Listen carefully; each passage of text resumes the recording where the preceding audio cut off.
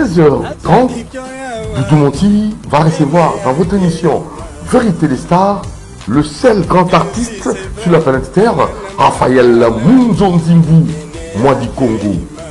Le grand Mavova Muntu, le vrai ami de Noé après déluge, le grand Kissimbi, qui viendra ce dimanche et ventrer les bois. King Kester Emenea était-il un grand artiste?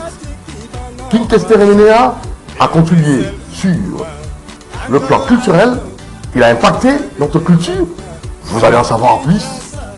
Ah oui, ne manquez pas, c'est grand rendez-vous ce dimanche à 13h30, Doudou Monti face à monsieur, l'artiste, le grand Mavova Muntu. Il sera le nôtre.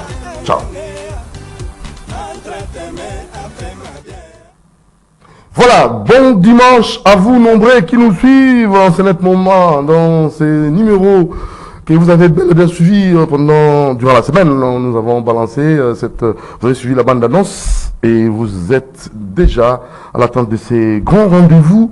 Doudou Monti face à ces grands artistes. C'est l'artiste sans génération sur la planète Terre. Asanda Raphaël Munzonzimbu, le grand Mavova Muntu. Super grand Kissimbi. C'est avec lui que nous allons ce dimanche échanger et surtout on va plus marteler sur l'artiste King Kester Emenea persona, valeur artistique King Kester Emenea, son apport sur le plan culturel King Kester Emenea. Est-ce que cet artiste mérite tout ce qui s'est dit après sa mort? Voilà. C'est comme ça. Bonjour, le grand Mavova Muntu, super grand Kissimbi. Nous allons revenir à vous, mais avant cela, nous vous rappelons, c'est un dimanche, mais de la prière, cité des ossements. Il faut nécessairement prier. C'est pour cela, M. Bienvenu Simon Lanciel a consacré un cadre qui vous permet de prier dans de bonnes conditions, sans nuisance sonore. C'est sur l'avenue Suisse 42 bis à Lupin.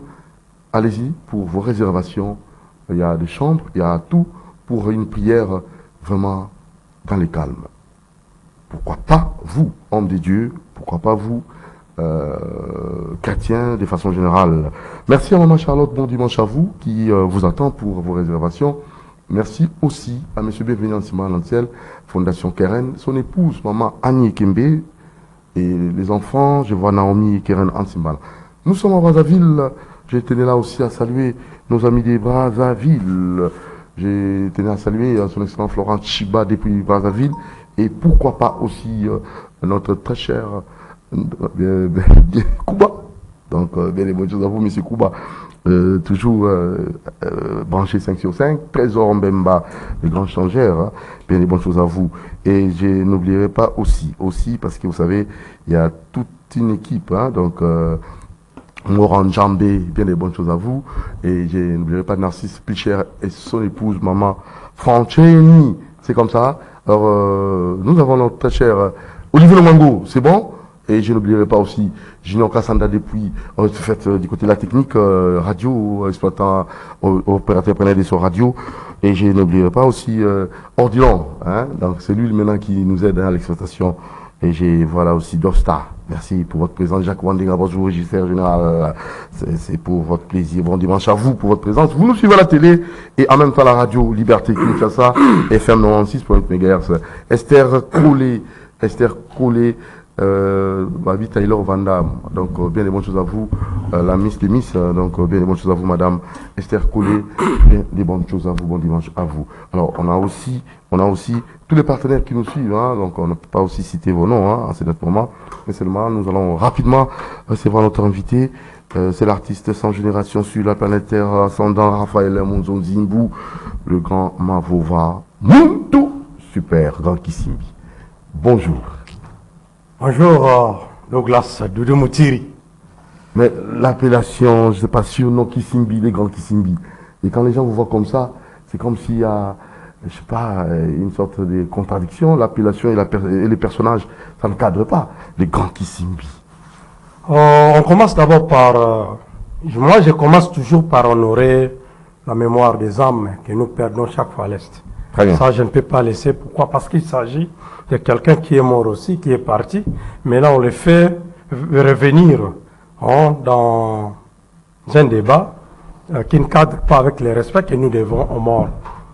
En tout cas, une seconde seulement. Alors, merci beaucoup. Alors, les hommes qui périssent là-bas sont des Congolais, ce sont nos frères.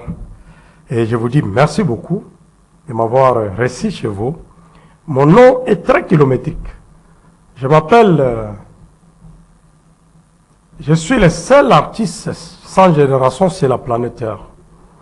Je m'appelle ascendant Raphaël Munzonzimbo du Congo, le grand Mavova Muntu, le super grand Kisimbi. Mais attention, on ne casse ma dette que nous avons tout ensemble. Le vrai ami de Noé après l'Élige. Ne vous étonnez pas, je suis le seul fondé de l'orchestre du Vangamene.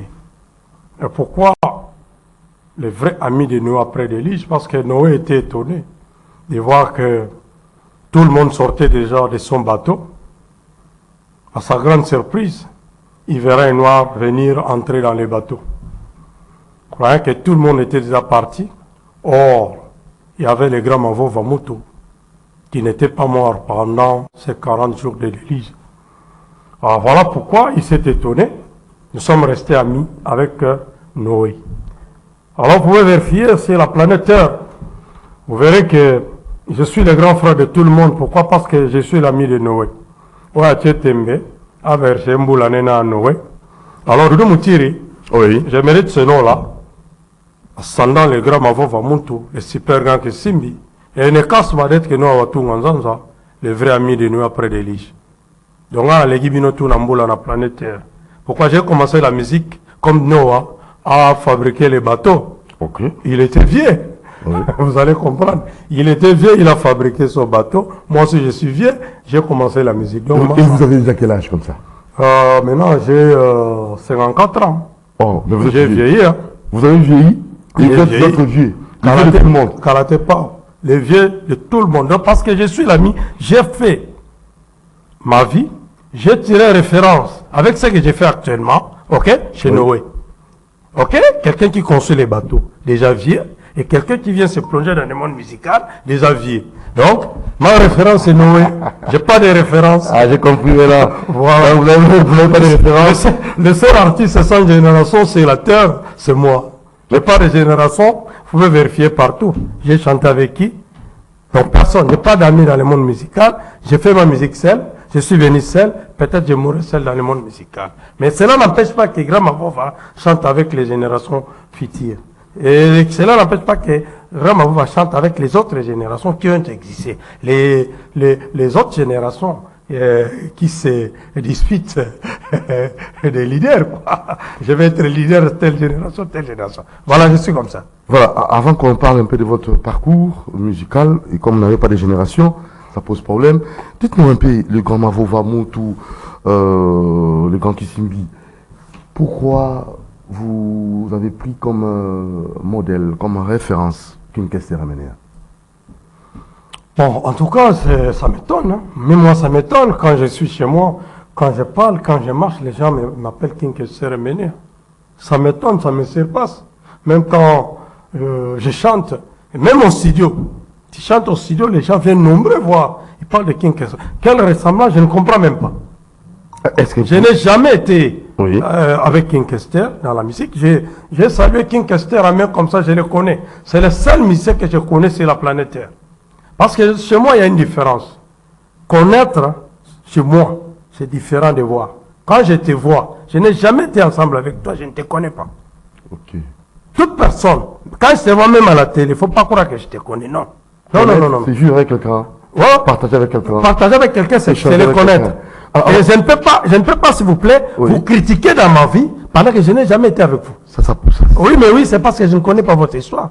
Je risque de raconter des racontars. Donc, C'est vous pas connaissez bien. la personne, vous vivez avec la personne. Oui, vous n'êtes Après, vous pouvez parler de cette personne. Oui, oui, oui. À part ça, si je n'ai jamais été avec Doudou Moutiri, je ne peux pas parler de la vie de Doudou Moutiri. Jamais de la vie. C'est vraiment utopique. Et qu'est-ce qui se passe? Vous êtes aussi, en dehors de ce que vous faites comme musique, Vous avez d'autres activités ou vous avez d'autres professions? Vous avez d'autres... Je me dis, vous avez raison, vraiment, la musique. Moto est licencié en économie financière. Personne ne peut oublier ça. Licencié en Je économie financière. je suis universitaire, j'ai un grand diplôme. Ceux qui ont fait l'université avec moi, ils sont là. Ils sont là dans l'administration publique, ils sont là. Ils savent qui est le grand Mavo Vamuntu. Et quand je parle comme ça, il y en a ceux qui ont peur de moi. C'est le plan intellectuel, parce qu'ils ont vécu avec moi à l'université. En dehors de ça, grand Mavo Vamuntu est domestique des Chinois. Je travaille avec les Chinois, je suis domestique des Chinois. Ce qui m'intéresse, c'est les paix qu'on me donne à la fin du mois. Je me retrouve quand même. Donc en dehors de ça, grand Mavo Vamuntu est devenu musicien à l'âge de Noé. J'ai fait ma musique seule, personnelle alors, personnelle. Et vous chantez comme King. Les gens pensent que vous êtes King. Est-ce qu'on peut aussi expérimenter, peut-être en acapella, que les gens qui vous suivent essaient un peu de palper, de comprendre que réellement c'est King qui revient. C'est vrai, hein? Je comprends maintenant que les gens aimaient beaucoup King Kester. Il est toujours dans le cœur des gens. Vous savez que King Kester n'est pas mort. Il est toujours avec nous. Alors toucher la vie de King Kester, c'est toucher la vie de beaucoup de gens au monde. Parce qu'il était international. Il ne faut pas nationaliser King Kester, il faut l'internationaliser. C'est ça le respect qu'il mérite jusqu'à présent. Alors essayez un peu de chanter. Alors, a cappella, je vais seulement choisissez un morceau. Mon morceau, c'est pour penser. Bon,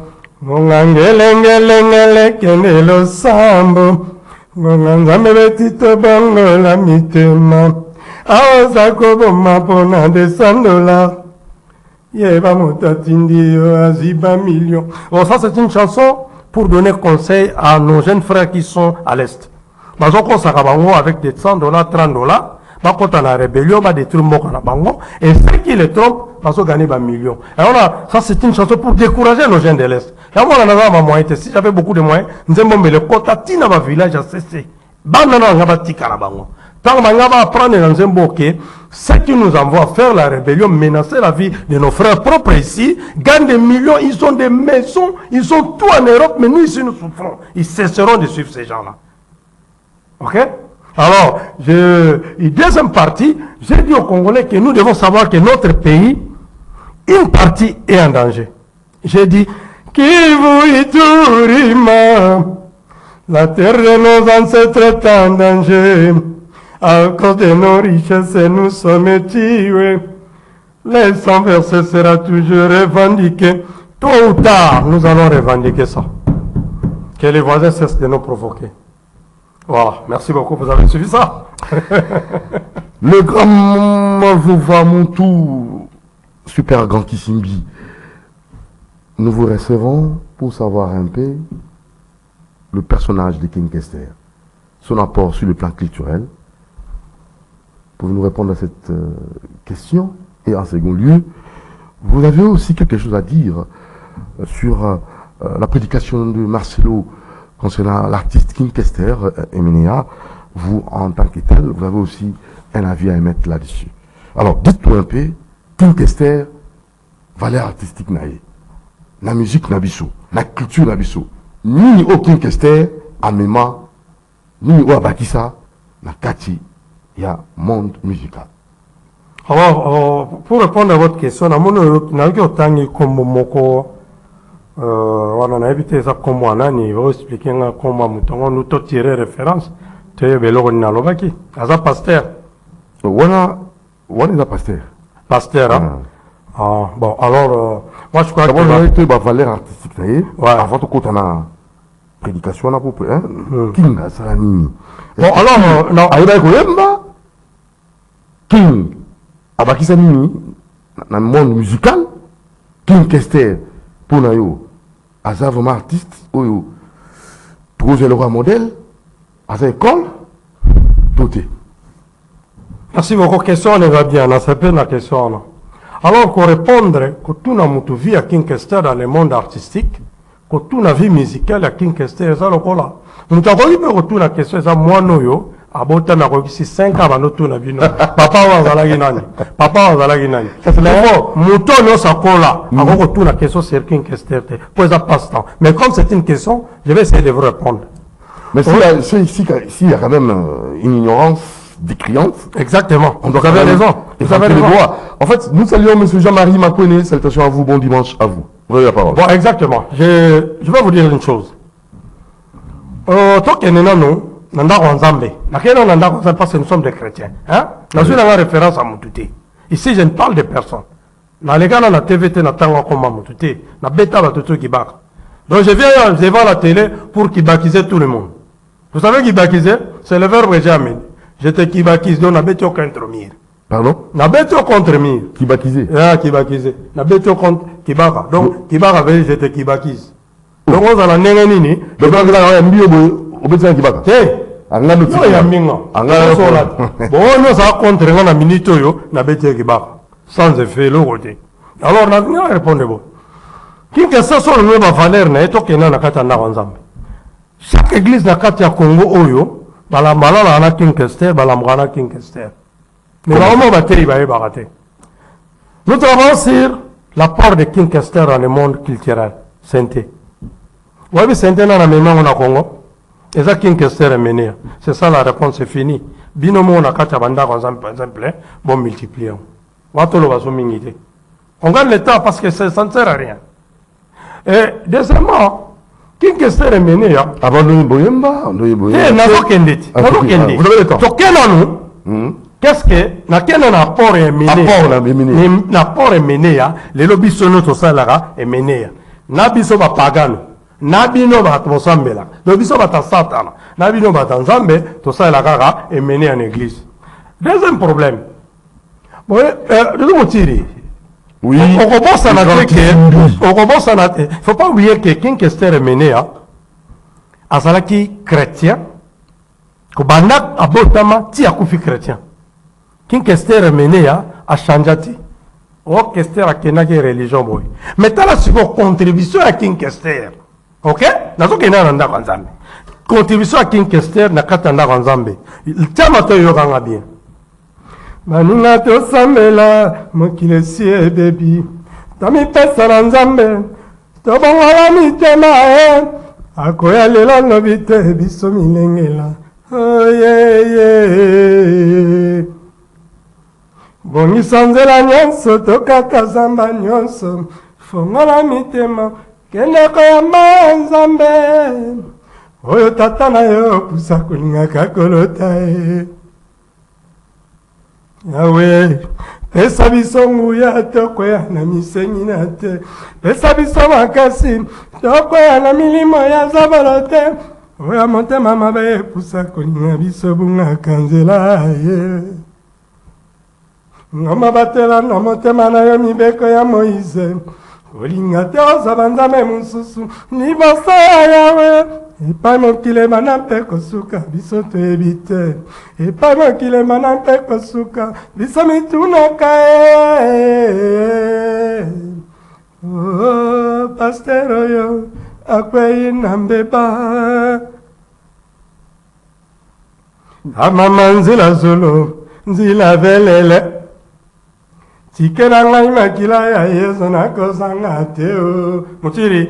Kinkester s'est acheté un billet pour aller au paradis devant notre Créateur avec le sang de Jésus-Christ sur la terre quand il était vivant. Vous ne me direz pas le contraire. Qui l'a fait? Voilà. Je vous ramène que Kinkester a servi Dieu. Ok, Kinkester a yemé nzambo nzembo moko oyo okokuta ngote na sentiment na kati église ça te oya sala nzembo neti nzembo wana yaka na nata. Et si allez suivre cette chanson, on ne se voit dans na bas écran, bo vani na ndako zo na grand papa ba muntu na bas écran, zo nzembo na so na sisi ye beta ngo. Zo ba chanson religieuse no samo kilitia. Ça domine. Bon, voilà tout le monde en peut. Vous savez que avec 1000 difficultés Kinkester a comment ya komaka Atigi université c'est un cas à part ou bien non un grand cas à part Atigi université aya wa koti monde musical difficilement aye ko fungola nzela lelo bane biele ba comme ba grand patron de la musique ça c'est grâce à Kinkester. Je vous dis qu'aujourd'hui même les églises même Mieboke c'est Panzania va betaka Kinkester et pour mettre fin, King Kester, c'est l'ambassadeur. C'est lui qui a mené notre culture, ok, en dehors de nos frontières. Les drapeaux, allez vérifier au Japon. Les Japonais, King Kester, quand les gars, on a Congolais, donc on ne parle plus de ça. Les restes, je ne peux plus vous parler. Pourquoi? Parce que c'est notre King Kester. C'est ça la réponse. Je ne sais pas si elle est satisfaisante. Ça dépend de vous. Voilà, je vais continuer. Voilà. King Kester, Emenea, est-ce que Abanda Kikoyeba Koyemba, Azaki boudeur, Azaki mauvais chanteur, je ne sais pas. Dites-nous un peu, les grands Mavova, les grands Kisimbi, c'est l'artiste sans génération sur la planète Terre, Asanda. Raphaël Monzonzimbu, l'ami de Noé. Après déluge. Ouais. Arriba Goyemba Tote. Alegi Batutu. Agi Boudeur. Na Congo, te, obi na zoe pselo gomo. Na vie otomenaka, mutuna mutana nenge nae. Il boudait les gens. Non, il ne boudait pas, c'est son style. Yoro la na ko boudé na eta. Ngabe na nenge na, ngabe na bouda na. Yo peux en aller na yo. Hein? Quand tu es non, King Kester azalaki bouddhiste. Non. C'est que Boudeur. Azalaki, na bouddhiste. Donc, King Kester azalaki mutumoko très bien. Au Fandanaye. Na fandanaye. Na fandana King Kester devant Moussa Nanzambe. Eh mais c'est là-bas. Je ne cite pas les noms parce que nga tanga comme mututi. Il faut payer 100 milliards pour na tango. Na fandanaye. Témoin, parce que vieux Jal qui quitte à Koufina. Témoin, un grand monsieur. Mon est le patron de la société Kalmako. Tozala, il est patron de la société Kalmako. Na kata Jeep nae, tu quitte tout le monde King Kester va na monsieur la X. Quand les fans de l'IA Pamba King Kester, na Moussa Nanzam pour sentir que oui, ce monsieur respecte. Hein? Moussa Nanzam. Abanda ko boudeta, na sande, you know what il été. Na sande boye, hein, bon, mon est King Kester boud. Non. On est allé à l'accès pour attirer. Parce que nous ne venons pas devant la télé pour battre la Syrie. Il faut comprendre ça. Nous venons devant la télé pour battre la Syrie. Télévision, on a réservé le roi européen, ça a candidaté. Et ça, il y a le roi européen, ça a 5. Voilà pourquoi on est là, ça a pour battre la Syrie. Alors, tant qu'on a devant scène, devant télévision, il faut aller l'autre moroboué pour battre la Syrie. Et il n'empêche qu'il va me bouder. Oh, bouder qui bat. Oh, c'est pas les mabos. Alors, c'est ça, c'est son style. Il me dit, Raphaël, Tokutana Maïsaf, on me dit, Basara, Ngema, Nayobile, ouais, Bazo répété, Nana Kenda, Nakomi, Eta Boba, Fungolanga porte Nakota, tout à des qui t'en placé, que Maïsaf te va naï. Et quand est-ce qu'il m'a boudé? Non, il faut comparer. Il faut mettre de côté R Moutaza na scène. Pour mettre sur le côté, heure Moutaza na sente. Bon, Moutoua na mona King que ça on a boudé bateau, na tani. Il boudait même pas, il balé quelqu'un na Oemba. Non. D'ailleurs na Oemba non. Est-ce que yémo ko aïba Oemba? Les grands Mavova. Aleki bisotu. Pardon? Aleki bisotu. Bon, na évité, à Salai, je sais pas s'il y a un. Moi, concours de Salami, il y a un grand musicien, grand artiste, à côté, il y a chant. Na évité sur Salama Mkounini. La publicité, meilleur chanteur, artiste sur Bakoufa. C'est pas, tout le monde sait la chronique, il n'y a pas de Bakoufa. C'est pas grave, mais Isaka Makambu, dites-nous un peu, Aïba Koyemba Tote, personnellement. Na RDC Moutaleki, bon, le quoi c'est à Koufana. Mais comment est-ce que Moutarote, il y a Koyemba Tote? Je sais pas, est-ce que Moutouana, Azaki, Aïba musicien, Aïba, notre musical, je sais pas. Moutavana rote yake aibi Koyemba te. Aza Moussa Nanzam. Aza pasteur obi azana na aibi te. Moussa Nanzam. Et bon, il y a un ennemi qui est ennemi.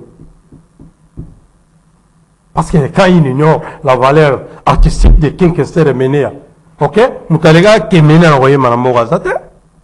Azate. C'est quoi? La voix? Si les lots, te. Voix na nous. Non. Deuxième voix. Non.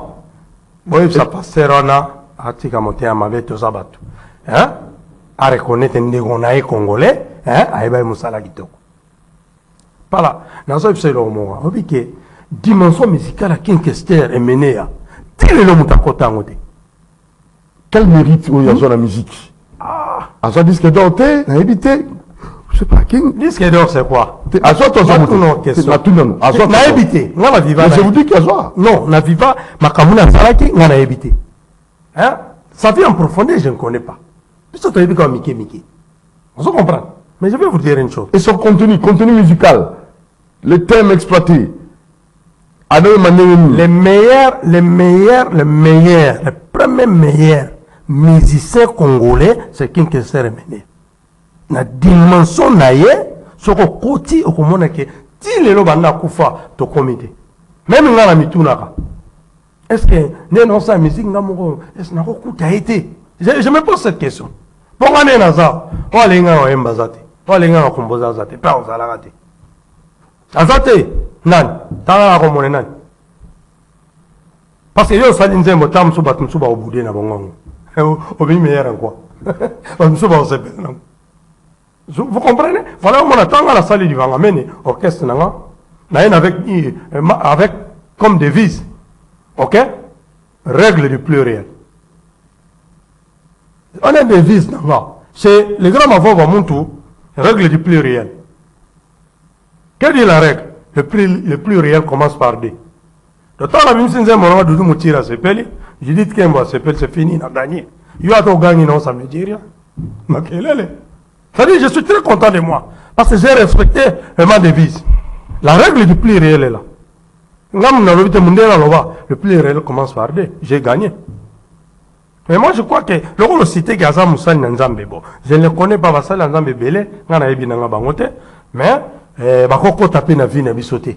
Wana, Gaza Moussa Nzambe, Nengi Nyake Kota, Eko Kota ba vie na biso, ba milouga li problème, quoi. Parce que, ce qu'on le problème, dans l'artiste, il faut piquer, de le dire. Il faut piquer ce qu'on le problème dans l'artiste. Artiste comédien, artiste écrivain, artiste mission biso tout ça, ce qu'on le problème, il faut piquer. Alors, ce qui est nécessaire, que, bango ba poni, nzela mususu, biso peut poni nzela mususu. Ce qu'on a fait la comparaison dans le monde musical, bon, attends peut-être, entre bango ba chrétiens. À ça la comparaison de musicien chrétien oyo à un bagabé ou à un bagabé. Mais c'est pas son problème. Il est chef d'une église. Ok? Il est là pour recevoir toutes les professions. Alors on risque pas tout na. Moutapo c'est ni na l'équipe à tapo son avait la Kinshasa. Déjà. Alors on retourne on met pas mais tant qu'on devait bannir na musicien. Hein? Oh tout la be koulou na l'équipe à koulou na mususu. Pourquoi tout la ngote?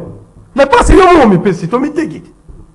Non, les hommes de Dieu doivent se retirer. Non, maté yango, il comme une coulonne. Voilà, na ébité. Parce que, nous n'avons pas parce que je n'ai pas besoin de les connaître. Il n'est même pas communal. C'est-à-dire au niveau communal, il doit ébiter. Comment il va citer les noms d'un international? Est-ce que nous avons comparé un international? Ah, est-ce que ça, ce sont les petits enfants de 5 ans qui doivent poser cette question? Pas non.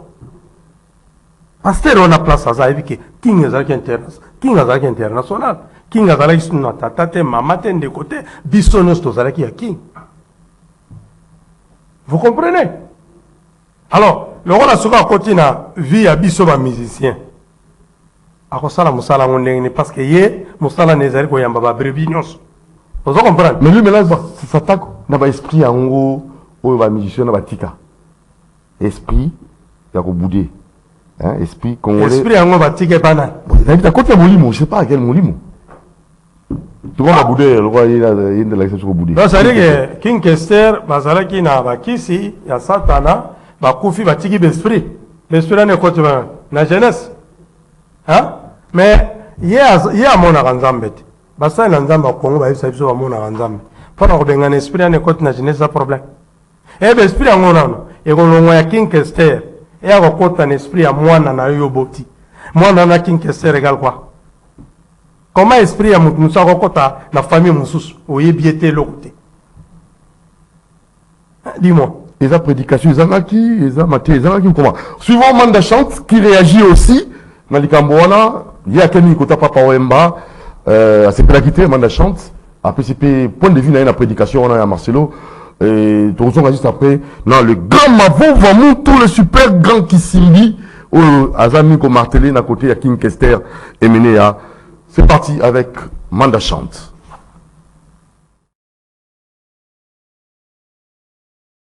Oui, merci, monsieur Doudou Montiri. Je pense que vous avez un déco autoroute, très loin, très loin, le autoroute, na basi na bana, tout ça, na bangote. Na sepele mingi na interview na yo ya lelo. Je pense que na banza roloba kombo na ngambo biali Manda Meleya Jean-Baptiste. Kombo na ngambo bimba yango. Voilà, alors tout cas rapidement la sujet Oyo, et là qu'on intéressé d'abord bino artiste, il y a droit d'auteur. Et ça la donné ni comme on a montré qui ça banze monabino, adote kango, ya ofele, flash, na musique ofele. Et ça la donné. Et ça la biso ndengeni, biso to yebi que protéger peut-être dans l'état. Parce que entre ngana yo lokanga za misembo na moni ndeko moko zo sala makambo wana musique ofele, musique pesa 2000 na pesa 50 chansons. Ngana ye na bano menacer moto wana ngaza l'état te. Biso problème on est l'état à protéger biloko na biso.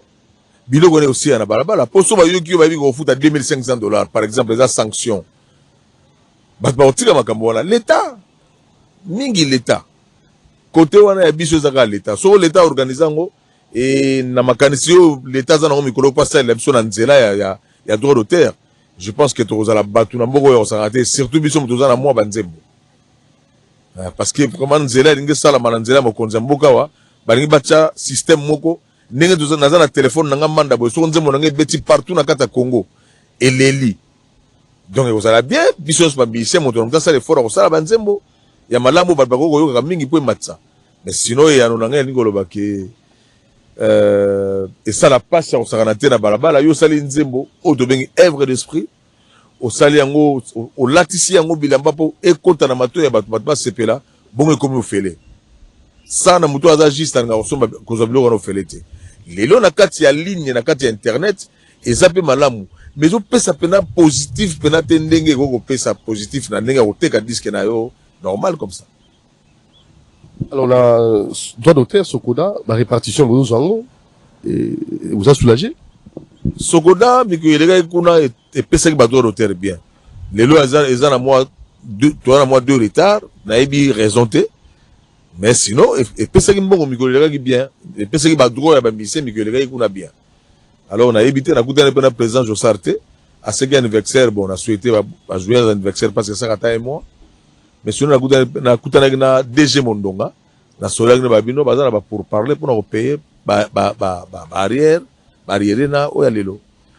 Donc, makamna ipo na sogoda yangona. Ah, na kutana nde Sonika, et pesa kimi ba Mbongo, il paraît que première partie. Deuxième partie, pe au pesa. Voilà. Donc, est-ce qu'artiste a vivre na œuvre na mboka na biso? Artiste a vivre na œuvre na mboka na biso ko sakanate parce que soki lelo mboka na biso artiste a ata $1 na CD na ye ou na flash disque na ye. Ceux qui va sombi disque ya musicien ndenge ne tamoli malamu ba sombi on a 20 millions. Je pense que musicien na balabala fanda ko sa ta makadam. Je pense que musicien go ya ko tala ba parce que baza ko souffrir la pesipe quelque chose.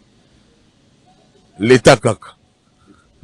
Voilà, alors tout cas na actualité mususu Gauthier Sey affaire Gauthier Sey Fally Ipupa l'artiste s'est plaint, a porté journaliste d'investigation plainte parce que le journaliste ne reconnaît pas disque d'or à lobby il a certifié. Alors dans la procès, yo en tant que tel, quel est votre point de vue? Bon, ngai point de vue nangai jusque là na kota dans le Kamangote, jusque là na solipe na ndeko falite, ndeko Gauthier na yebi mina no so na été na ton sana pe intervité. Mais sinon, Léon Agata Kishasa est boye na Congo est boye et sika fallait azali quand même et sika fallait à Golanda makamone on a tena regretté ba bien PC déjà place moka munene na penda na tiraillement au saranate mais oyebi ba bazo ba kembuma weza ya kotela likolo nde ba babuka ba problème et sika fallait azali lelo na monde ya Congo azo tombola Congo aza mutu vraiment fallait apaiser na likambo wana ou atika yango ou atika ponanga parce que bon nene ko kelsi na ba niveau wana et comme le gamba ba N et puis comme bangaba ba orchestre musuba za la contre et zo sala mabe pour na mers Et tout ça m'avait pour venir à pays. Ndeko wana Gauthier azana mwasi na bana na famille. Et fallait pour pas azali mission à défendre Congo Mobimba. Tala niveau économique makamone ngwana. Voilà, mutu azali banda zo tala mais qu'est-ce qui se passe? Bozo bondi ça y est pourquoi? Alors tolo baboy comme yo bazaka ka bato fali non. Place fallait azali, to pesa e place. Et si quand Ndeko Gauthier azali na ibi pro mango pena ndenge zali benate. Mais ndenge balobi na commune na ba tribunal 2 jours 3 jours afo ba samba.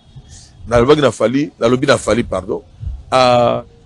Soki akoka motima ya kopardonner bango, a pardonner bango ou atika faire ango po esunga pe na kati ya mboka parce que azobeta musique ya bien. Journaliste wana pasaka musana ya bien mais soki azana na derrière azo pousser na makambo wana soki terrain d'attente ya li ba dirigeant baza na pays. Président oyo toyobenga lelo président Christian Bosembe. Christian Bosembe azana rôle ya kosakana te na makambo na biso na mboka oyo. Christian Bosembe problème na yazali na combat na batu po azana mayele mingi. Biso toyebi Christian Bosembe depuis RTGA tokotaka wana na tongo bata mayele na pays bazo bundisa bango moyete. Christian Bosembe aza type moko limbisanga na tanga comme normal mais lelo azana identité ya président ya CESAC. Entouré pe ba musicien pe men na e po ba sanction ezala pe na kati ya monde ba musicien na monde ba journaliste. Soki ba sanction côté ko pesa moi direction mususu. Parce que lelo biso ba toyebi na kishasa na biso toyebi bata mayele. Christian Bosembe azali mutu mayele oyo ba poni na place wana ko sa quelque chose. Mais tala bitumba. Na yebite soka derrière une makamne ezalaka mais aza mayele atala baka mususu baka obo ya ko benga pende ko fali pupa abengi pende ko Gauthier bi allez boya yaza ko mo tata bakamna biso ba communication bani. Donc na leli ben na kombo na soki hiérarchie mo ezali ya likolo ko benga su pupa c'est ça faire po parquet ya kitoko na biso ba congolais na biso batu ya katolika na biso batu ya bima na biso batu ya dewe ya ministère de la voix trobi parquet ya kitoko ya Yesu Masia. Ils ont dérangé moi trop l'internet de communiquer dans 2 jours bako samba mais bako samba ndenge o kuta tata ya bana o kuna tata ya bana terrain d'entente nani azoluka lelo ba conseiller na Congo bazaka soute ba conseiller na pays ba grand frère ou ba famille bazaka soute.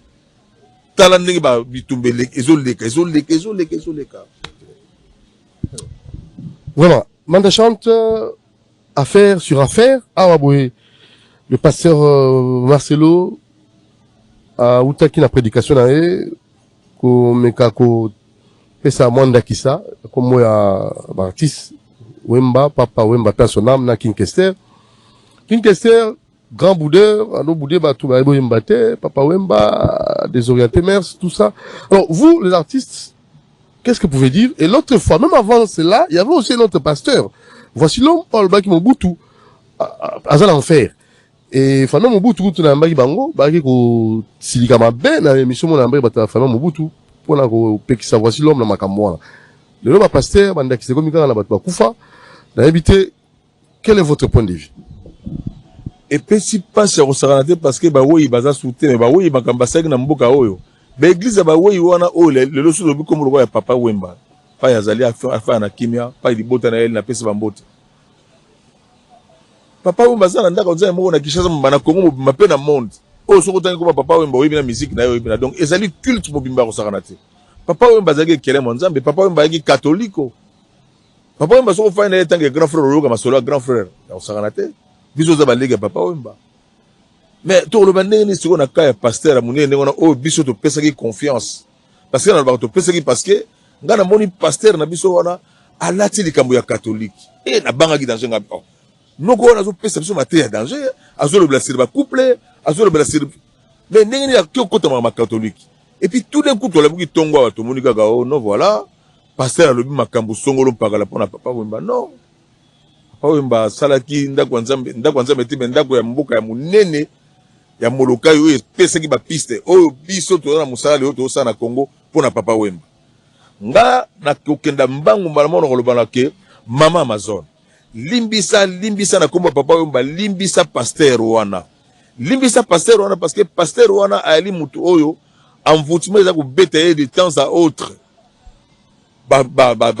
Satan baza ko beta de temps à autre akoisa makamba azali pasteur moko oyo na kata pays to ana na posa na ye azali ka mutu ko biso akoisami bolimbisa ye famille ya Kinkester mene o bazo yoka biso bave Mubiala bave José des affaires, place direction chez Ali avec King Kester mené à vraiment tout sengi na bino ba vient sur lolo mutima ba kiki mfula na plateau siko lolo mutima Luxen Musengi na ba yekutu donc na sengi na bino vraiment boza na moteur monene boke na mosali ya nzambe na kandate mosala nzambe ba kena na kandate nzambe mutako juger ye mais botala pe mosala zo kosala botala lopango wana botala bandimi basaka wana to kwesa bango mbangu ta akwisa mikaka mais ba papa we baza boto papa mbala mungu na tonga bio Yahweh benisa Kongo Yahweh benisa Kongo papa we mbabeli pe na koma Yesu Masia emene ya King Kesere mene ya ano boyemba te boyo ko bude batu sangwa malamu boye bilelo na balolingo oh Lazarie emene ya yembeli Yesu na ye musala to sala o iza ya satana te so balobi o mers papa we mbapesa ki kwafa malamu apesa ki parfum malamu apesa ki propriété abakisa yoga na kata pays mazaki ministre te azaki mokonzi te alors soki mutu oyo yo pesi mateya ya malamu ndenga kolobake soki mutu zali na mbongo lokwa 10000 kosomba sabato ya 10000 te somba ta lopango ya 9000 bongo nini mateya ndenga opesi mais à travers kotanga bato minene ndenga wana biso na yo et sui biso makasi mais nzambe pena oyo malamu alimbisa parce que ko isamika uzaka muloko ya biso ko isamika uzaka muloko ya biso. Votre programme. Voilà, merci beaucoup, Manda Chante. Voilà, des grands Simbi. Oh. Lundi, Manda Chante. Nalandi a très bien. Interview. Il a bien parlé. Il a bien parlé. Sur un moment, il n'a pas de parole, de comment corriger ça dans Zambie. Pardon? Oui, Manda Chante a corrigé les pasteurs. A corrigé. Pourquoi ça, il m'a dit que ton âme réponse en paix? Et nous, tu pars pour de bon, on ne parlera plus de vous. Ok? Et comment mutu asake nae, aza sous l'esprit, aya rozon sa suna mokili, babanda ko. Donc, nous comment vous dépensez, à la tibia, poche vide, bloc à cher, mais. Et bon, mutu, nabia, ressources financières, il y a mutu évité. Quand l'attendait aux banques, et bon, ça va tenir la main à poto. Oui, vané. Ngama tena la mala poto na beta nga mvatu na ngate na to mana balabala te onzambe na mopepera nga leta sali hein après yo copier cela veut dire que lui aussi il est sapé. Aujourd'hui, je vais vous dire une chose. Vous savez que la seule religion oyo ma fidèle baza pauvre est la religion chrétienne. Comment ça? Je vais t'expliquer une chose, toi rationalité. Je vais t'expliquer. Ma pasteur belé baza ma ben makasi. Il faut tout ça, la proposition de loi moko ekota parlement. Le gendarme azala quand même hein, na ba religion. Il n'est pas dit que yo vandi na yo. Obimika kabo yo comme pasteur mbala moko otei na ndenge na yo mutakolandela yo azate. Ce n'est pas bien. Alors, ceux qui parlement na biso basala comme ça là, va voter ma proposition de loi o ba tiens on a parlement va discuter. Va préparer un gendarme pour l'église na Congo. Et puis, il y a mis balai. Deuxième proposition de loi, on appelle ça le Parlement. Nous sommes tous des Congolais, les pays nous appartiennent tous. Aucun Congolais n'est supérieur à l'autre. Nous avons ça naté. Attends, comme un ministre, comme un commissaire. Et tous les hauts fonctionnaires de l'État congolais, Bakoko Zalaba fanatique église, équipe à football, il y a orchestre, il y a parti politique. Je m'explique. Le pasteur, on a le but tout haut. Hein? On attend là, il m'a extrêmement haut. Alors, il y a Facebook, hein? Petit moment, mais j'ai dit tout haut, c'est que les gens disent tout bas. N'a pas ces réponses.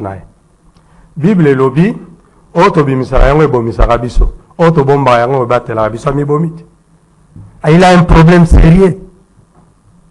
Na ramener sur na nzembo nanga, pona l'accès biso za bata satana te.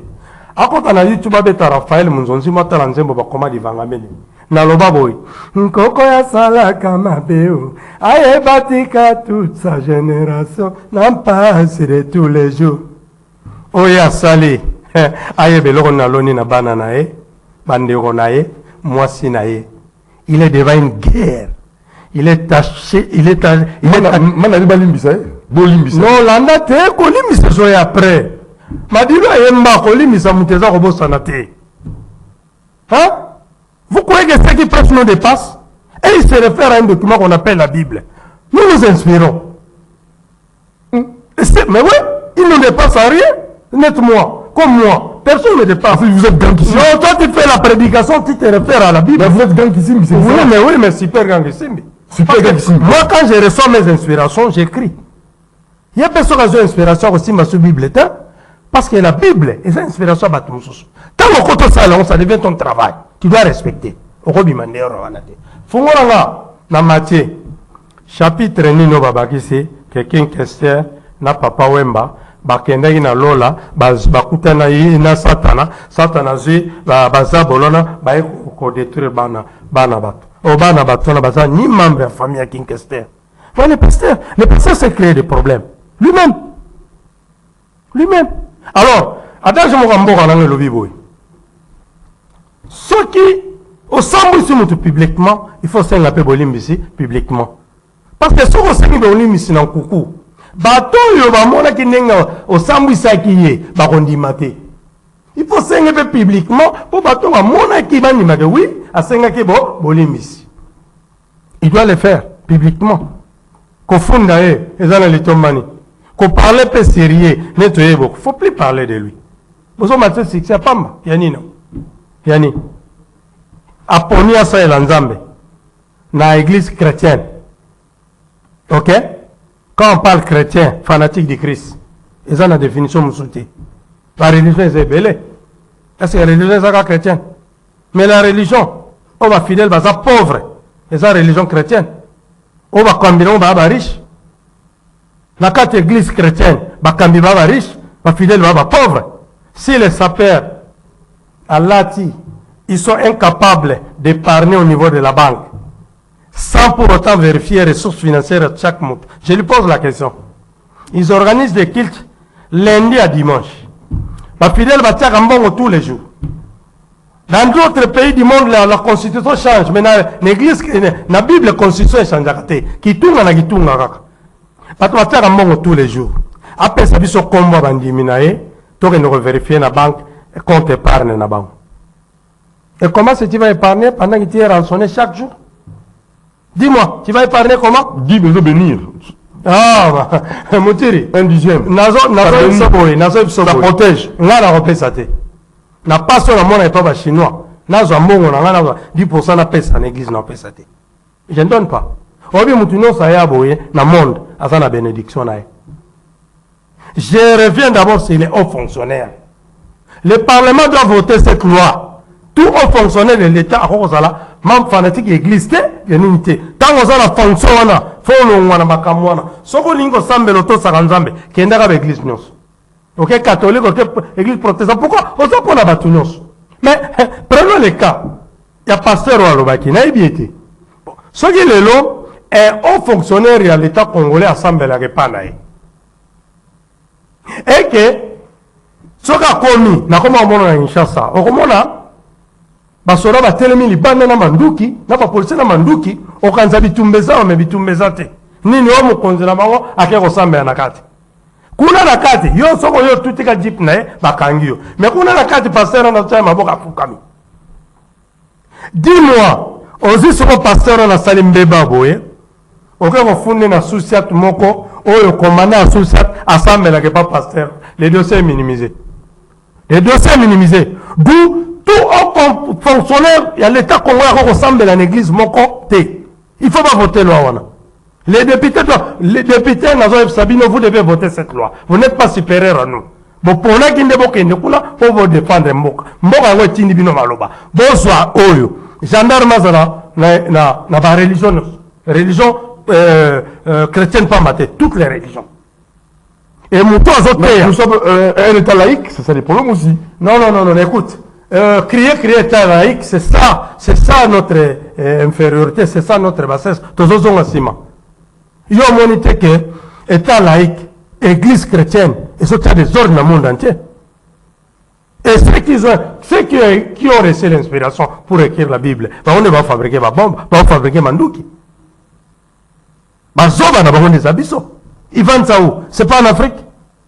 Et si vous biso au nom de Jésus, tu rotele maganet bazoba to bana kotala ka muto zo matela biso.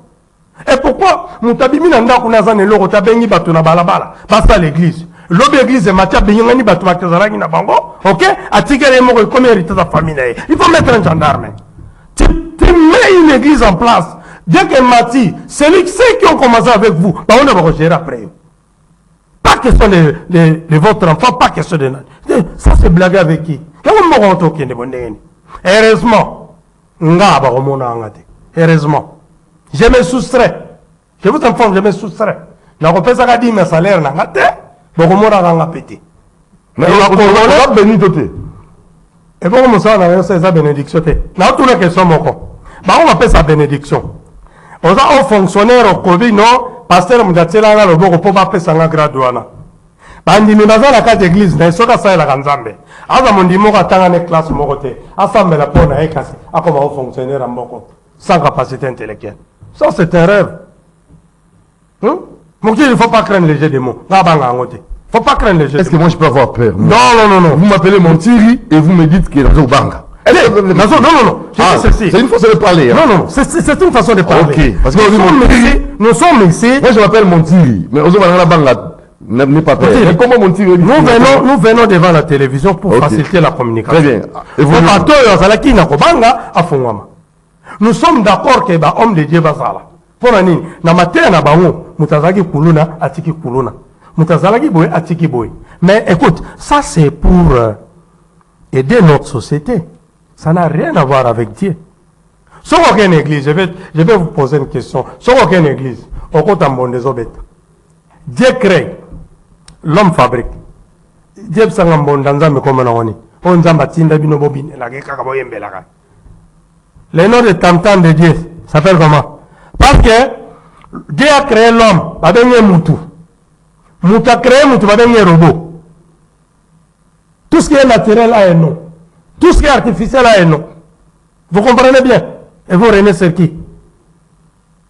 Quand tu veux prêcher, il faut en avoir conseil. Il faut tout d'abord, nakolobani, nakosalani. Est-ce qu'on peut parler ça la Dieu m'a donné cette orientation. Je voulais vous prêcher sur la repentance, mais aujourd'hui, Dieu m'a inspiré, juste en maintenant devant vous, Dieu m'a donné une autre inspiration, un autre enseignement. Permettez-moi, c'est ce que nous allons vous prêcher aujourd'hui. Assemblée là,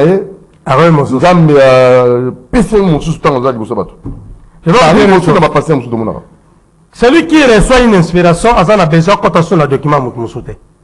Comment la Bible, ils se sont inspirés. Inspiration, c'est ce qu'on va sur le papier. Vous avez besoin de sur la Bible. Non. L'inspiration, c'est faux. Nous nous inspirons et il se réfère. Je vais vous dire, moi, guerre de la Est. Mais quand on a quelque chose, et ça va à biso mokokuna. Parce que ça va à 200 francs. Bana baso bomisana ba mboka na ba para na bango. Tana zoka inspiration na sala ni na komi. Na komi. Vous comprenez? Komi nzimoni. Na komi nzembo. Donc d'abord j'ai inspiration Nzambe. Na tuni Nzambe. Abilo otu na ben Nzambe. Na tuni Nzambe. Mais toute inspiration vient du créateur. OK. Pas de Dieu. Dieu veut dire jour clair. Donc on a bien. Dieu veut dire jour clair. Qui va comprendre soit religion soit Dieu ne veut pas dire créateur. Non. Il faut vérifier l'étymologie de chaque mot. Et on a dit que Congolais vont des mots. Alors, inspiration, il y a une sali. Balobi n'a pas d'inspiration. Natuna. C'était une interpellation. Natuni. Nzambe pona nini boye. Makile tanga kana kivituri. Esika bacha elikiana yotata. Kobanga etondi na mitema bato ba pasteur baganga na kini ba ifungula ba église place guerre eza ba ifungula ba meka ba kende tout ça qui ba kokoka kokanga ta miso pamba so ba foudre ba ngote. Ils ont la force depuis que nous sommes en guerre. Quelle est l'église qui a donné la formule de la guerre? Et on a réussi. Et il voit Dieu. Dieu voit tout, Dieu sait tout. Est-ce que Nzambe peut avoir pouvoir ne à quoi une guerre ou même? Si ça traîne parce que la prière n'a pas, et comme on même pas na Kazangulo. C'est un zaman à matari, on va prier même pas Kazangulo. Tant que on a mis de carré koufi. Ah, tu vois, ouais, bah. Ouais, non. Le Non. Le bon, ma casse, inspiré une onction, ça, Le Kouta, il meurt pourquoi? Pourquoi Bakoufa? Mais tout le monde est mortel. Oui, tout le monde est mortel, mais vas-y reconnaître en côté. Ce qui va y que tout le monde est mortel, tout homme est mortel, banga ba mikiti ça. Mais tant on a pas bandior gagné ma cassibo. Moi, j'ai suivi un pasteur qui disait que il y a là dans la chemise, Mbalami Balete. J'ai suivi à la télé. Si j'avais avoir beaucoup de moyens. Si j'avais un pouvoir, non, si j'avais un pouvoir dans ce pays, j'allais organiser, orienter une enquête pour savoir quelles sont ses ressources financières. Si pas seulement, ma bonne à chaque fois. Et voilà, il faut un gendarme. Le Parlement doit voter cette loi. Sur le Parlement, on va voter la loi, pourquoi? N'est-ce pas comme une élection, député Paul ou Banenga, va voter. Où irons-nous dans ce pays? Bravo na basai na Nzambe, oya catholique, bravo na basai na Nzambe, oya protestant na kola bongo. Papa na batika kolakisa biso teke, bokende, bobonga, bosala ba milliard te. Papa na baebisaki biso boy. Soto kenda kanza to sambabe, bokende Nzamba pambola bino, miracle te. Et papa là, les papas de Sebeko, l'église protestante, bébélé, ils meurent pauvres. Mais, ils sont toujours joyeux. Si on y a ces pélés-là, azo ces pélés-là, pourquoi apone qu'ils n'ont pas fait Nzambe. Et c'est bon, mais nous nous comme c'est allié. Mais actuellement, ce que font les pasteurs, nous avons côté. Devant la télé, il n'y a pas de sanctions. Quelle laïcité? Pays laïque après? Nous sommes toko animation, to souffrir parce que pays laïque. Non, il faut un gendarme. Le Parlement doit voter cette loi. Ma Congolais va n'importe na bango, na biso bino ko banda lelo. Bon yebisa ba parlementaire place aux arts, va voter ba loi na mi balé. Ya liboso tout haut fonctionnaire à l'état, à cause en église té, à cause en équipe à football té, à cause en parti politique té. Ya mi balé, église nyonso. Ok, face à un gendarme, moins de dérapage, il faut me dire pour pas sanctionner. Nous avons remercié quand même l'église de réveil, ils ont passé un simple télé. Bango baza makasi. Merci la bango, pourquoi? Parce que vous avez opté pour ça en Zambie. Ok?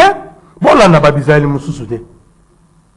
Alors, que doit faire le Messie qui a cité Emenea et Papa Wemba? Il faut senga bolimbisi. Yami balé. Akene na tini na nzema madile po boye ba keto zala inspiré.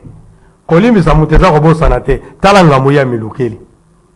Aya luka soka iba aussi sa ngengeni.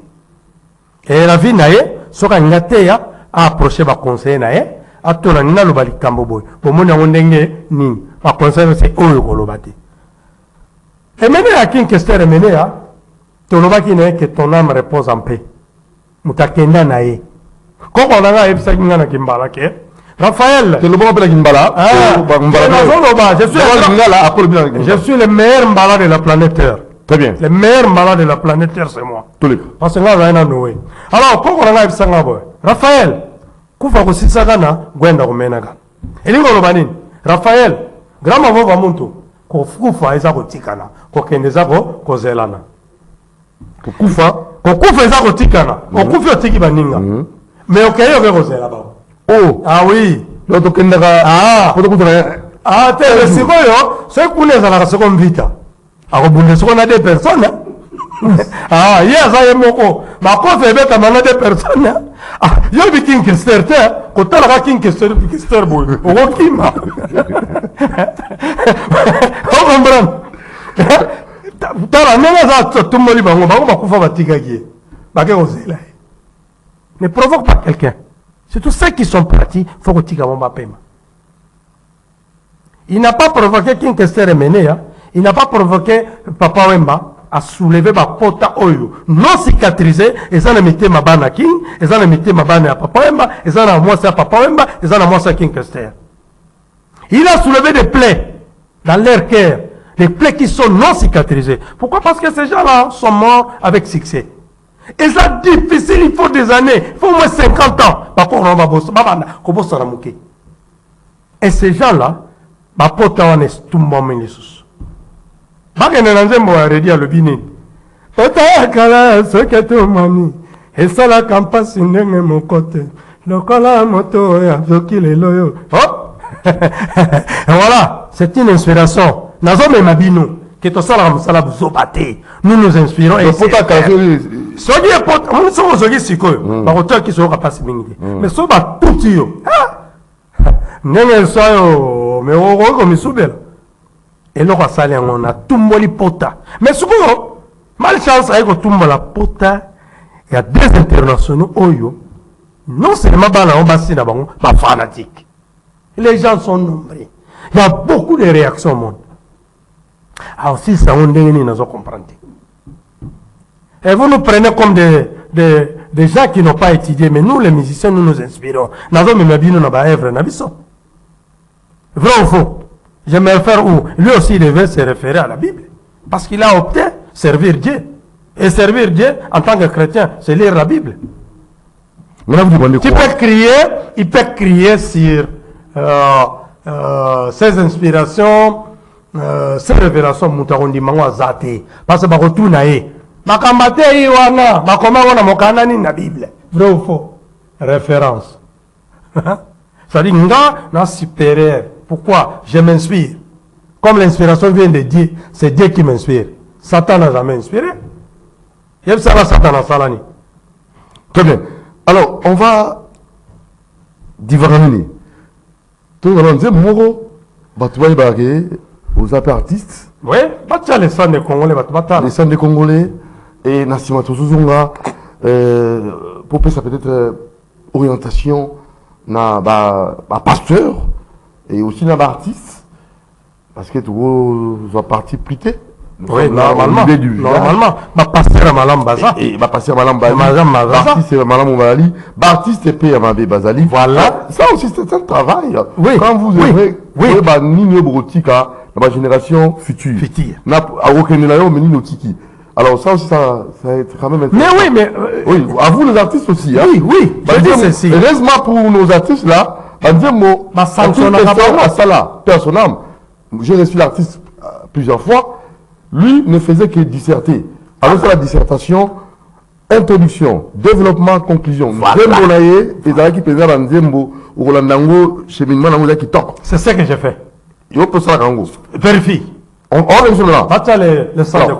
parent artiste, c'est un artiste qui maîtrise son travail, monsieur le pasteur.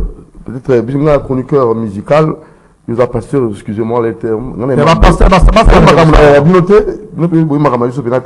Mais c'est l'artiste qui chantait, qui composait et suivait vraiment les différentes étapes. Alors disserter, nous avons la dissertation. Je pouvais me proposer une chanson de King maintenant, mais comme le temps nous fait défaut, donc évitez ça. Pour la composition, pour la koyemba, ça je prends la partie, dans une partie de la King. C'est un grand artiste musicien, s'il vous plaît. Monsieur le pasteur Marcelo. Ça, dans une partie là, dans une partie pris en tant que tel, parce que nous sommes là pour faire aussi la promotion de nos artistes. Exactement. Je vous informe, monsieur Marcelo, le pasteur, c'est un grand artiste au Quitté. Voilà. Je ne le connais pas.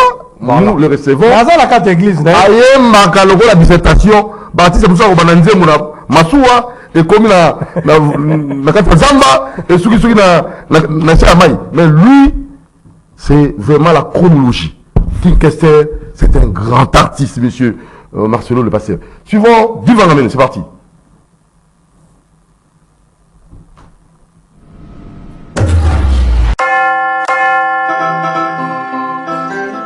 Et ça, c'est la lamentation de tous les Congolais, à travers l'artiste sans génération, ascendant le grand Mavova Muntu, qui pleure le sang des Congolais qui coule pour rien. La démocratie étant jeune au Congo, toute rébellion, c'est une lâcheté, car les urnes sont ouvertes. Boya kocha le kasa to voter binote. Sangani esiko yonzambe. Mabolongo no se pona kolela.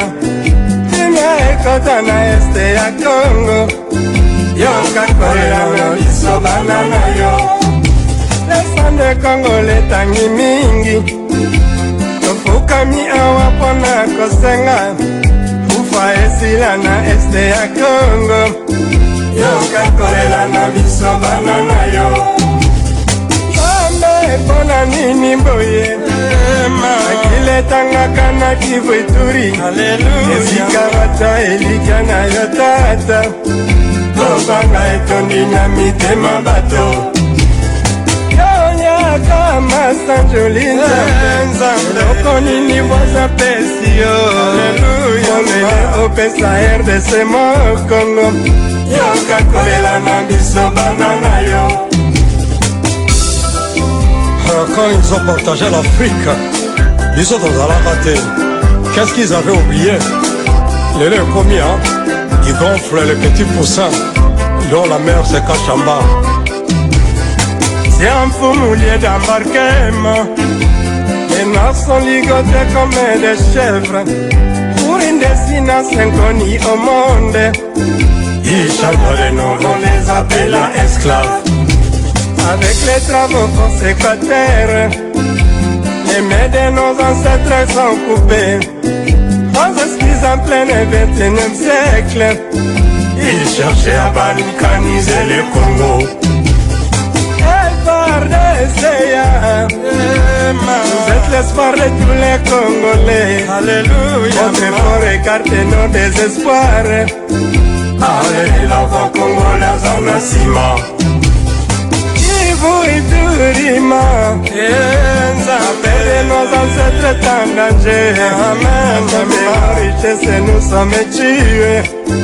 Les sans-versés sera toujours revendiqué. Batoto ya Congo, le peuple africain, gardons notre bonne relation et nos frontières qui sont éternelles. Mabena Mutabandaka. Ngangele kende lo sambo, nganzambe betita bango la mitema. Aoza kobo mapona de $100. Yeba mutatindia ziba million. Ngangele to bongo la mitema. Maboko na bino matondi makila. Aoza kobo mapona de $100. Yeba mutatindia ziba million. Vous êtes les seuls espoirs des Congolais.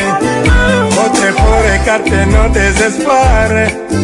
Allez de l'avant congolaise en assima. Kivu Iturima. La terre de nos ancêtres est en danger. À cause de nos richesses nous sommes tués.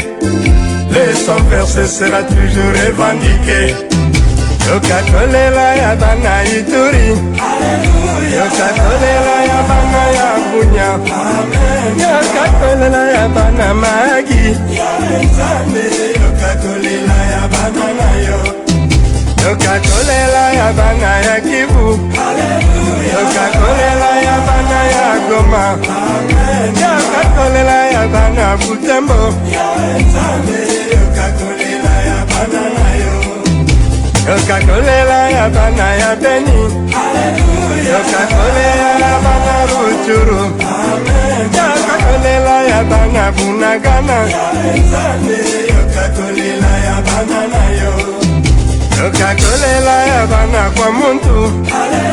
Yoka kolela ya bana Bulungu. Yoka kolela ya bana ya Kwilu. Yoka kolela ya bana na yo. Kona nini boye makile tanga kana Kivu Ituri. Esika bata elika na yo tata kobanga etondi na mitema bato. Yaya kama sanjoli eloko nini voza pesi. Sisako eloko nini voza pesi yo polelo pesa RDC Congo. Yoka kolela na biso bana na yo. Je peux vous donner une explication là. Oui. Vous tirez na minute yo. Soko kena est. Obengi bato basambela. micro Obengi bato basambela te. Po anini. Nzambe fa comprendre kolela wana. Ke na biso na mitema to poto salela e. Mais na moment to ngato salela e. Soki mundu keleli bum.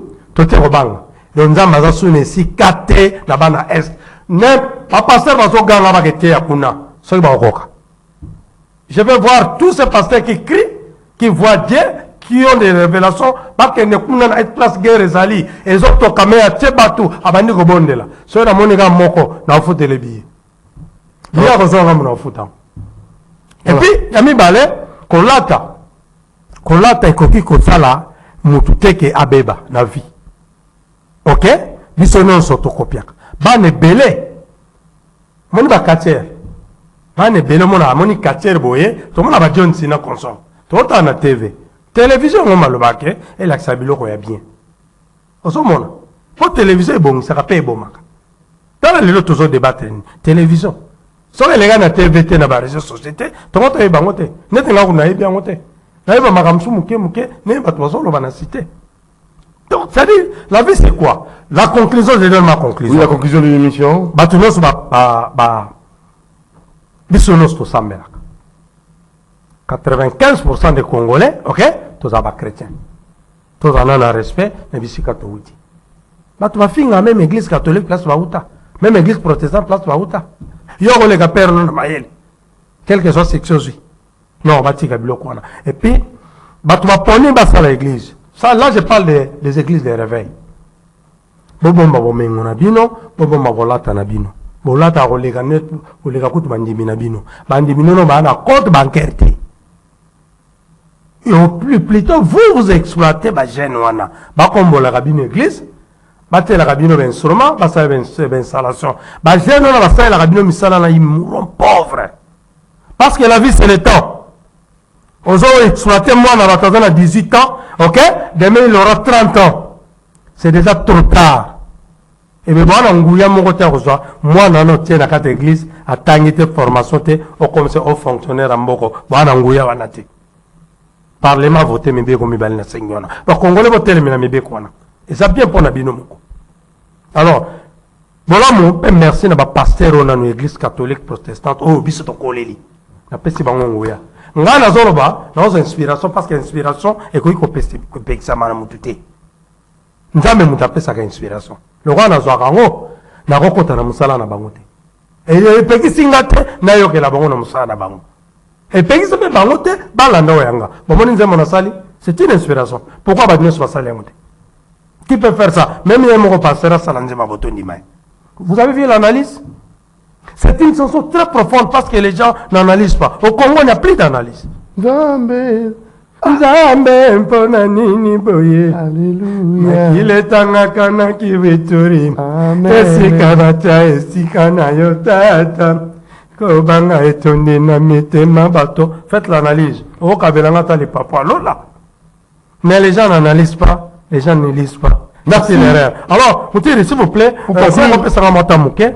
Na salué bato yo ba pesanga pe moi ba maloba vraiment la INPP nous avons le sous-directeur technique Serge Ngana nous avons le maître Doudou Kabambi nous avons conseiller Gauthier Kisolo na pese bomba mota trop ba lobeka trop nangale makuna nous avons Judith Kembwa na pesi mote mingi na grande sœur Nelina na bana tout ba sepela fort na matete kuna na centre de santé Maziva ba médecin ba corps médicaux nyonso à travers le docteur Bibish Monanto Kikar na pesi ba mbota trop basé belé ba médecin moina tanga moko ezate alors docteur Bibish Monanto to la sala na bango référence yango donc na timino mbota trop na ba minga nyonso yo bazana grève. Mais bozo nga ramsala parce que bopona ki kosunga bato bo prêter de serment que bo tala milima bato tant que bozo sala grève vango bino minganga bo kanta pe serment na bino sali tant on immense ki munganga o prêter serment no mikanga de singa na kingo tant qu'on sala réclamation bon yo moko de mikanga na vino na misanzam. Alors il faut retourner travailler. Vous avez accepté ça. Soyez athée. Alors bambote ya mingi na Angola la fan basée bien en tant qu'accommodé. Merci. En mode, il y a Ming, na Kinshasa, na Pointe-Noire, partout, na Canada, partout, les gens me suivent. Après, c'est bon, en mode belé. Je suis au studio. Na sali deuxième album, comme on a Foubi. Na tiens-moi quelques chansons, na Boomplay. Sur Betty. Fubi d'ascendant. Parce qu'il y a l'album. Fubi. F. F-U-B-I. Fubi. Résine. Fubi d'ascendant. Fubi à Kimbala veut dire poussière. Ok. Fubi. Et ça Kimbala, poussière. Donc, on a exploité la langue dans l'amboka. Parce que nous avons un bon côté. Alors, quand on a un bon play, on a un bon play. Peut-être un Fubi d'ascendant, on a un zembo, et belé. Tony Nanaka, ah oui, diminamte, Mawezangam. On moni nzembo wana, eza somo. Soko landia. Mawezangam. Très bien.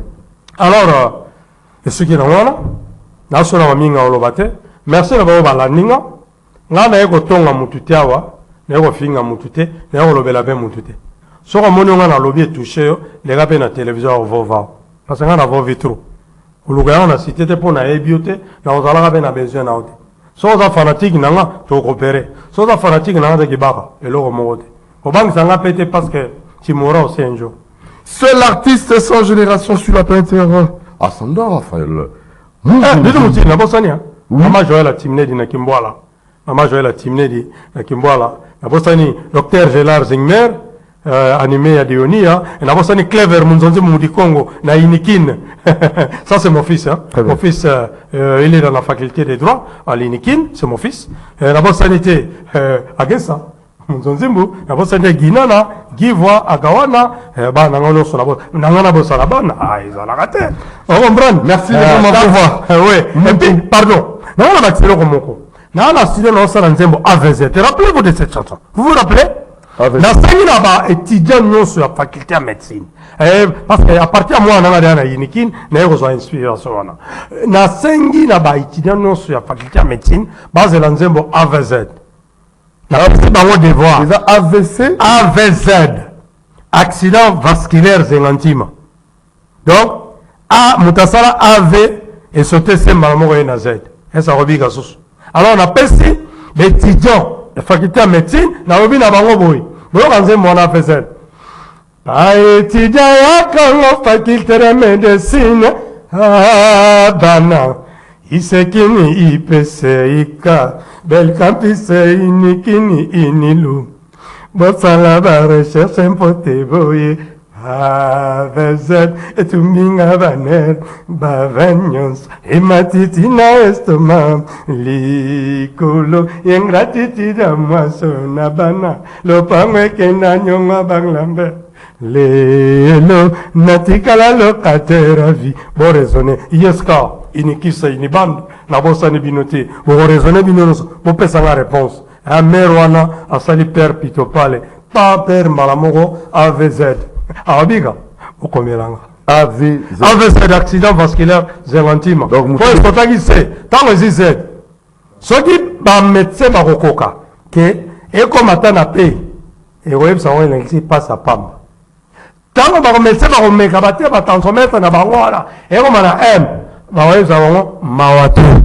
Et tant que le rabat on a M, Banaka, on a transmettre Pelimoto, mon gars, on met Tata.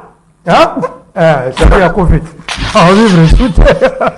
Ça, c'est l'artiste, je vous avais prévenu. Au début de l'émission, c'est l'artiste sans génération sur la planète Terre, ascendant le grand.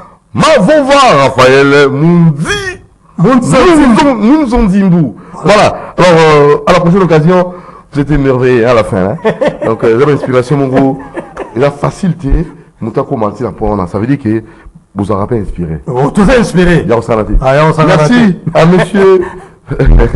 Monsieur, il est là aujourd'hui, il a tout fait, hein, celle, hein. Ouais, pasta. Lui, c'est le chef plateau, donc, merci à trop. Olivier Longwango, merci. Merci à la réalisation couplée hein, de Jacques Rwandenga Boazou et de Richie Matomina et le petit Orion, hein, lui aussi, hein, bien évidemment. Kiriba n'a parlé du peuple paix, après c'est bon Mambo Théâtre. Pourquoi pas petit Nanga Mao ou Loire, après c'est bon Mambo Théâtre. Très bien, Junior Kassan de la radio, Ralik. Et je n'oubliais pas aussi Dosta. Merci à vous. Doudou Montier vous aime beaucoup. Retrouvons-nous de lundi à 10h30. Mais la rediffusion, vous allez suivre la rediffusion lundi à 0h30 à la prochaine occasion. Donc, mon entendu par Naé, et Zalaba artiste, et Zalaba Salanzambe, tout ça, Moussala, pour Tokin Sambo, qu'on a besoin de Liboso, pour émergence, c'est ça les mains.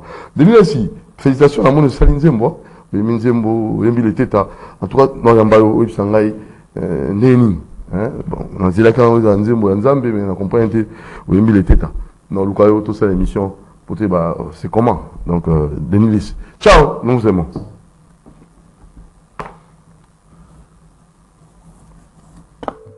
Original.